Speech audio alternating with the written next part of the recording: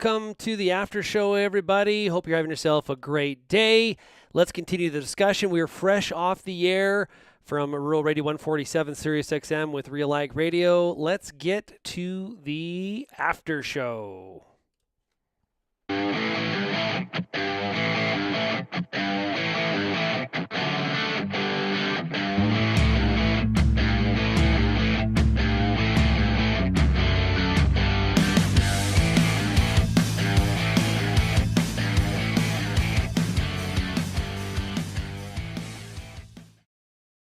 And welcome, everybody, to the RealAg Radio After Show. We're trying to get back into the groove now that we are here into September, and kids are back in school. Some of the summer holidays are over. We are fully back to work here. So we're going to try to have a regular RealAg Radio After Show here for you on YouTube. And I think we're on Twitter as well. You know, we opened the show today talking about, well, we have a new leader of the Conservative Party of Canada. And we'll get to that in a second. I got some thoughts and some questions for you out there in the audience. We also had Peter P. Johnson on today. Today's show is brought to you by Climate Field View. We heard from Troy Prosofsky. So please check out Climate Field View. Great sponsors of RealAg Radio. I mentioned Pierre Poilievre landslide. Like, not even close. Like, for if you were worried that somehow it was going to be close and go to like the fourth or the fifth ballot, which feels a little bit like it was the last two with Scheer and O'Toole, boy, there was no controversy to be had whatsoever. It was very clear Canadian Conservatives selected Pierre Poilievre to be the next leader of the Conservative Party of Canada. Now, I think now the question is, now what? Now what? Do they keep the momentum? Do they? You know, some people have been very critical that during the leadership campaign, Mr. Poilievre did not exactly work on expanding the Conservative platform, really played to the Conservative base.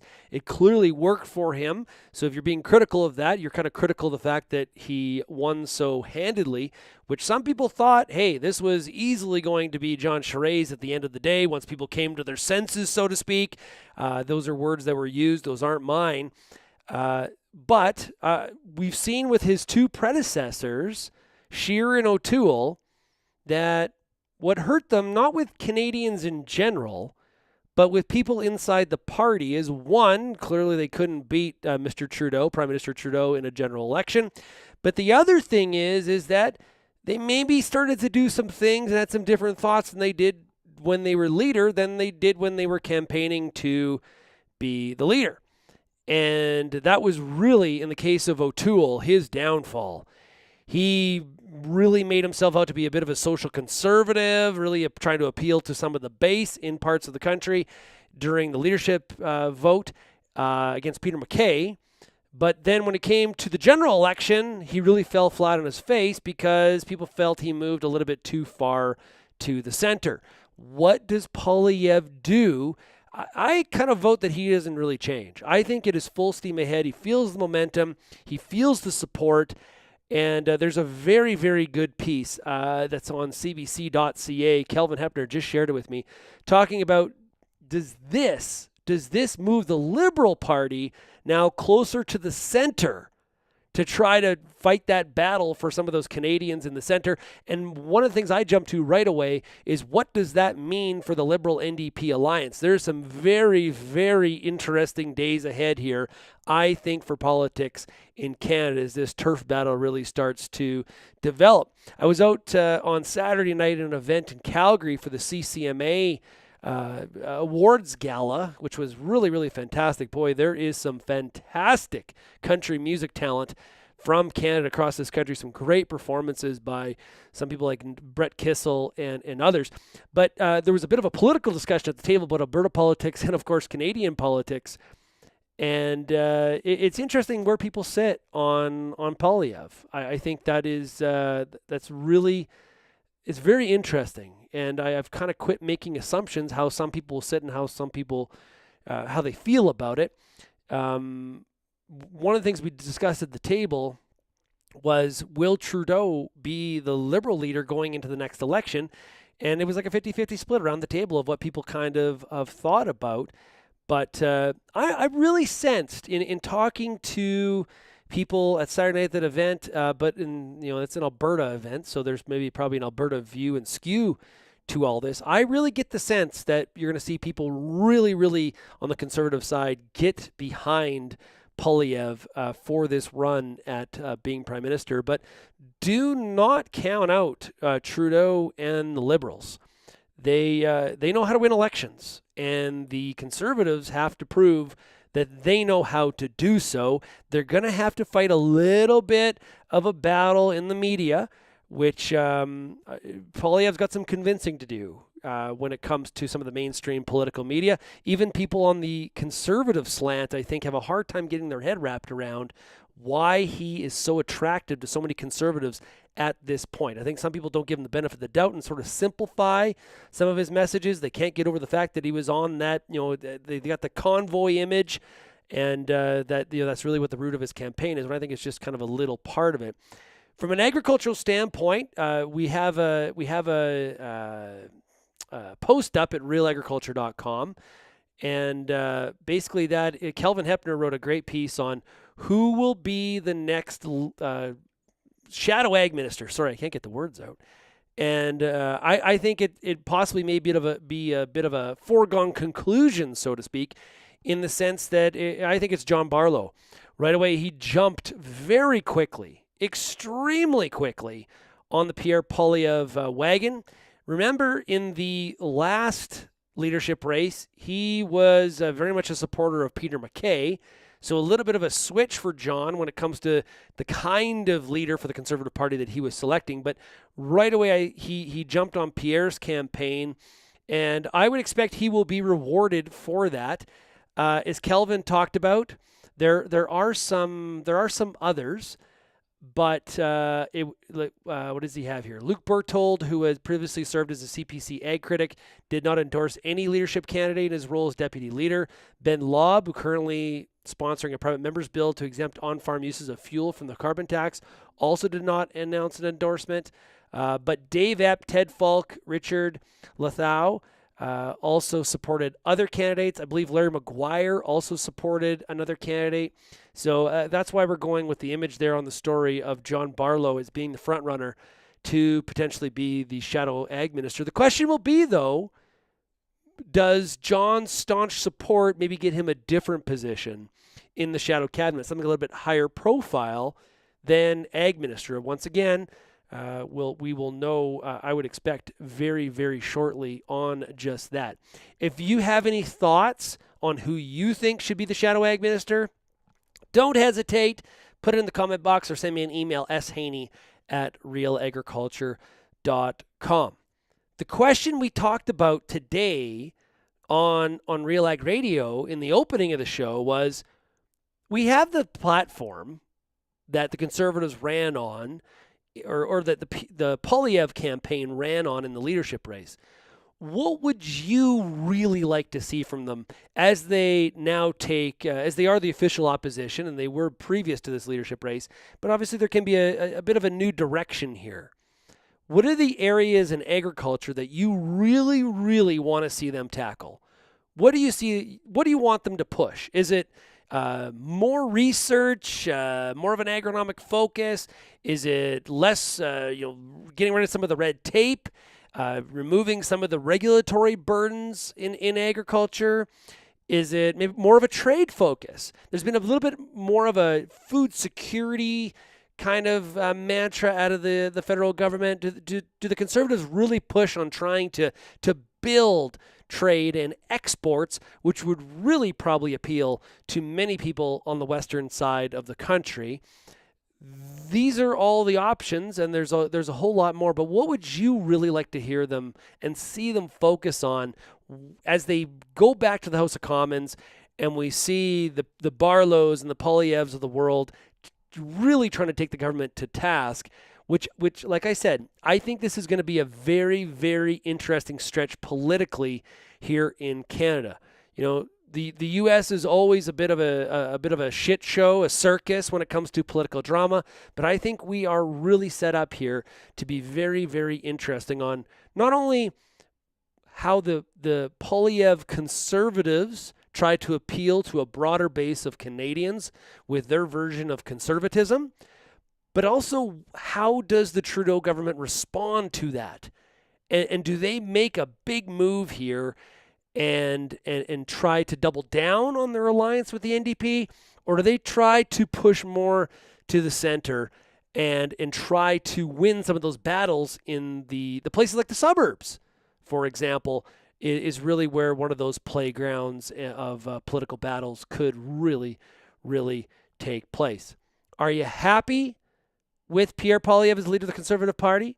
Clearly, if you are a card-carrying member of the Conservatives, very clear that you are, because many of you, through your support and had in really getting behind him, the size of the rallies was substantial. It kind of reminded me of during the last political election a little bit. You would see these big gatherings of people for the Trump campaign. There'd be 6 people in a diner listening to President Biden. We know how that election turned out.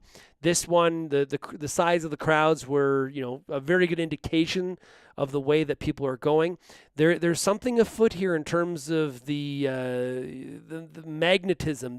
He's appealing to people, right or wrong. He has. This is going to be a very, very interesting, fascinating political match, indeed. I think of what we are going to see here in the weeks ahead for sure. So send me your thoughts on that. I would love to hear from you on that topic. I think, I really do. I think there is, what I would like to hear is a real focus on investing in the long term. And when I'm getting to there is, I think we really need to think about strategic infrastructure investment. Road, rail, ports. We are an exporting nation. We can have a lot of, I think you can also do that while focusing on domestic processing. We're seeing a huge jump in domestic canola crush due to renewable diesel policy in North America. We can do that and also focus on exports at the same time. And I think, if I think back to that webinar that we did with the Canada West Foundation going back to July, Carlo Dade was involved in that. Really, a lot of politicians do not have the political appetite to invest in the long term. They want shovel-ready projects. They want quick wins. They want to show that, hey, look what we did. And the timeline for return on investment of some of these large infrastructure projects that get ignored is way longer than some of the political careers of some of the individuals that are participating. And I think that is one thing that would kind of, Canadians wouldn't mind hearing about some of that stuff, right? I think also we could see a little bit more fiscal conservatism enter the playing field here. I'm not saying that, we need to turn into absolute crazy bonker fiscal hawks, but I think there's an opportunity to kind of reshape how we look at things from a fiscal standpoint, where we invest and where we don't with those public dollars. It'll also be interesting to see, and this came up on Friday's RealAg Radio Show, is because of the fiscal conservative, what Pierre Poilievre is all about as the shadow minister for finance, we know he is not a willy-nilly spender. What does it mean for farm programming going forward? We obviously have a Canadian ag policy framework that has been put together, implemented at the beginning of March. There's a lot of details to be sorted out. But longer term, post-election, maybe post this agreement, is there some threat to some of the funding that happens in some of the ag programming and so on and so forth? And how do some of those potential cuts look against what some of our competitors are doing in some other countries? I think this is all very, very interesting stuff. But I think there's an appetite in Canada for a little bit more of a conservative approach to fiscal matters. I think that the timing is probably right there. And maybe there's some polls that would show otherwise. Maybe I'm got a little bit of bias because of some of the people that I'm talking to, but I think there is a little bit of an appetite there for sure. So send me all your thoughts on that. We'd love to hear them. Hoping tomorrow on RealAg Radio we'll be able to have a bit of a political scientist, political insider to shed some light on what they think happens next politically in Canada. So we're trying to put that together for Tuesday or Wednesday's show. Also want to mention that we have a new Mind Your Farm business that is dropping here. It may already be up on the site or it's going up tomorrow. All about peer groups. Mind Your Farm business is brought to you by the Royal Bank of Canada. So, I encourage you to check that out. What is his... Ken brings up a good question. What is his dairy stance?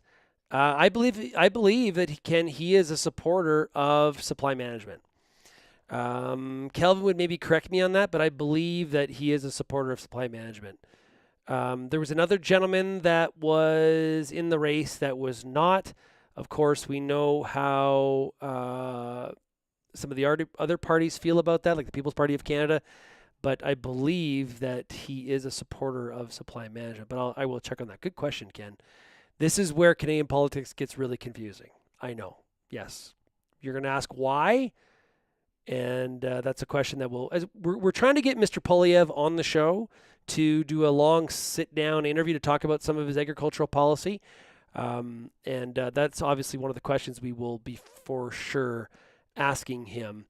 And you should probably shed some more light there, Ken. What would you like his dairy stance to be?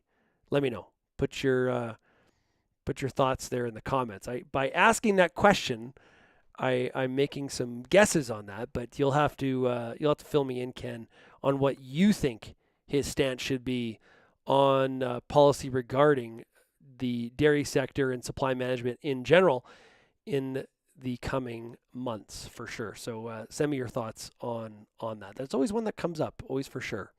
Whether you're in the dairy sector, out of the dairy sector, that is a question that it's one of the areas that he has to tackle. Ken says no right answer when it comes to dairy. That's a good political answer there, Ken. But I agree with you. Is that listen.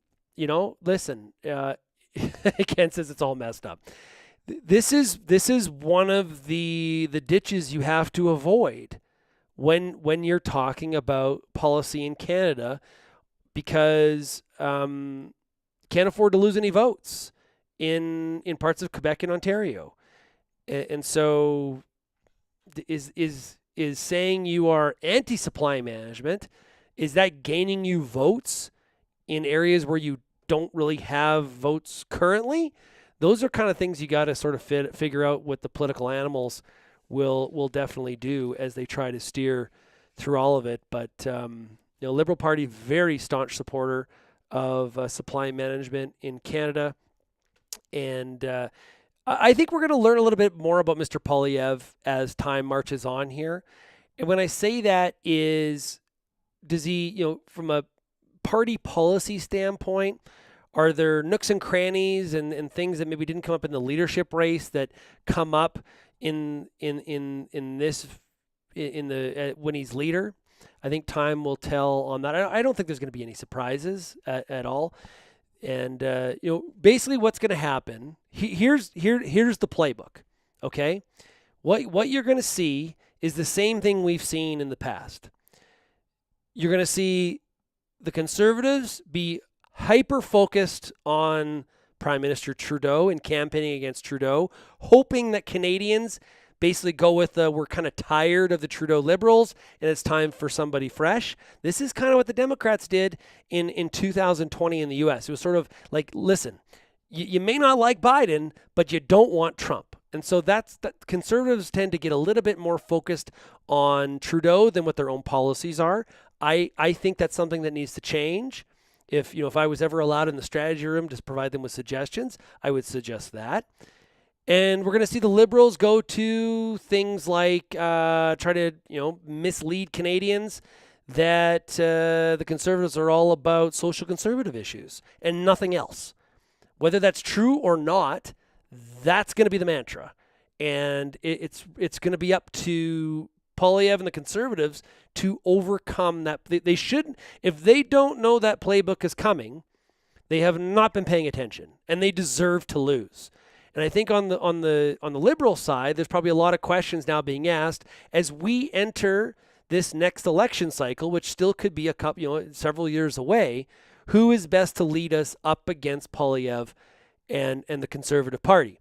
If you put if you switch things around, the Conservatives and Prime Minister Harper did not figure that out. Harper hung around just a little bit too long, and that's how we ended up with Mr. Trudeau. You are way too dogmatic to ever be allowed in the strategy room. Ken, I'll take that as a compliment. I really appreciate it, Ken. I'm going to take that as a compliment for sure. I do appreciate you participating and putting your comments on Facebook here. So yeah, send me your thoughts, everybody. Really do appreciate it. shaney@realagriculture.com. Hey, do want to mention tonight, agronomists, they're talking about managing your harvest losses. Whole talk about combine settings and all that kind of stuff. It's for people in the East and people in the West tonight. We've got 2 experts from PAMI as well as an expert from the Michigan State University as well. So it's good I'm not hosting and Lindsay Smith is, because if I had somebody from Michigan State, I just want to talk about Big Ten football. So it's probably a good thing that Lindsay is hosting, and she does such a great job. Tonight's show is brought to you by Decisive Farming and Adama Canada. Okay, that's all the time we got for the after show. We're going to try to keep on doing this regularly. Appreciate your viewership. Appreciate you tuning into RealAg Radio. If you did miss today's RealAg Radio show, you can always find it on the SiriusXM app if you're a subscriber. The replay is always 7 in the morning Eastern, or download the podcast wherever you get your podcast. And if you ever need help with that, just let me know. What does Lindsay say? Should I know the team? Yes, Michigan State Spartans, Lindsay. It'll be the key to his heart. You just mention Spartan football, and can they beat Michigan this year? And he will love you. That's and if you need any more insight, just text me, and I'll be sure to fill you. I'm still waiting for ESPN to call about college football broadcasting. There's still time in my career. Go Spartans! Oh yeah. Hey, Iowa State Cyclones beat Iowa State on the weekend too. So be a lot of Aggies happy about that. Although Texas A&M lost to Appalachian State, so a lot of Aggies very upset about that down in Texas. That's enough college football. It's all good. I don't know how Alabama's still ranked number 2. We could talk about that as well. But hey, appreciate everybody tuning in today. Have a great day.